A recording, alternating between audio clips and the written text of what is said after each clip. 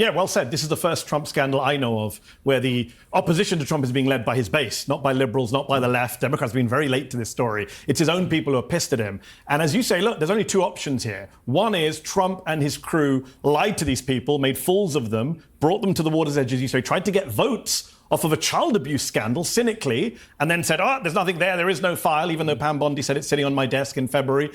Or there's the other scary scenario that Donald Trump, the President of the United States, is implicated in a child sex abuse scandal, which, of course, Elon Musk, his top donor, has said. He says Donald Trump's name is in the Epstein files. No less a figure than his top donor and former government ally has said that. So that's a pretty big scandal. Then you've got Alex Acosta, who was Trump's Labor secretary. He's the guy who signed off on the sweetheart deal that Alan Dershowitz negotiated for Epstein in 2008.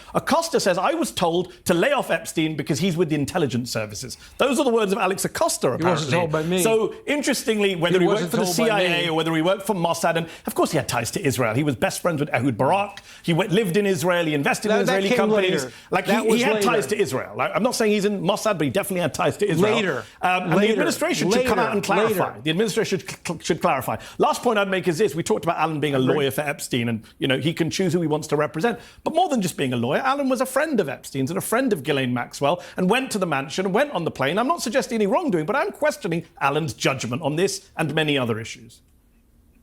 Alan, so the president of Harvard was a friend. Professors were friends.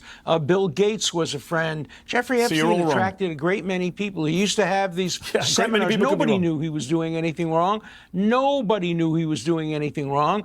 Once people found out he was accused of doing things wrong, they terminated their relationship with him, as I did. You can't blame somebody for being friendly with somebody. You got him a great deal. I represented him as a lawyer. He didn't think it was a good deal. He refused to pay me my fee because he thought I had gotten him a terrible deal because he ended up in prison and having to sign in as a sex offender. So he didn't think it was a great deal. I thought it was a pretty good deal. That's my job as a lawyer. I'll always try to get the best deal for my clients no matter what.